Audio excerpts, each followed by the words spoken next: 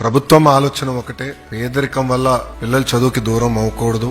Private పాఠశాలల్లో, junior కళాశాలలో ఎట్లయితే విద్య అందిస్తున్నారో దానికి ధీటుగా అందించాలని గౌరవ ముఖ్యమంత్రి గారు నన్ను హెచ్ఆర్డీ మినిస్టర్ చేసినప్పుడు చెప్తాం జరిగింది.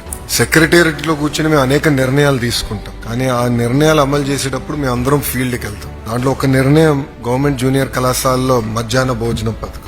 నా ఆలోచన ఏంటంటే గతంలో పెట్టాం, మధ్యలో తీయేస్తారు, మళ్ళీ తీసుకురావాలి, అట్లనే నేను ఆలోచించాను. కానీ నేను ఎప్పుడైతే పాయకాపురంకి వెళ్ళి చెల్లితో కూర్చుని మాడుతూ ఉన్నాను, ఆమెతో భోంచేస్తూ మాడినప్పుడు ఆమె చెప్పింది, నాకు అమ్మ నాన్న లేరు, మా అమ్మమ్మ నన్ను గత 10 సంవత్సరాలుగా చేపలు అమ్మి చదివిస్తుంది. మీరు ఇచ్చిన భోజనం వల్ల ఈరోజు మా అమ్మమ్మ పైన భారం తగ్గిందని చెప్తాం జరిగింది.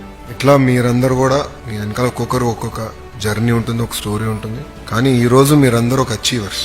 గతంలో ఏదైతే ప్రభుత్వ పాఠశాలల్లో మంచి మార్కులు రావు అని ఏదైతే ఆ ముద్ర ఉందో, ఆ ముద్రని చెరిపేసిన వ్యక్తులు మీరు. వాస్తవంగా ఒక మాటలో చెప్పాలంటే ఇక్కడున్న మీరు ఆంధ్ర రాష్ట్ర ప్రభుత్వాన్ని, ప్రభుత్వ విద్య పరువుని కాపాడిన వాళ్ళు అవుతారు.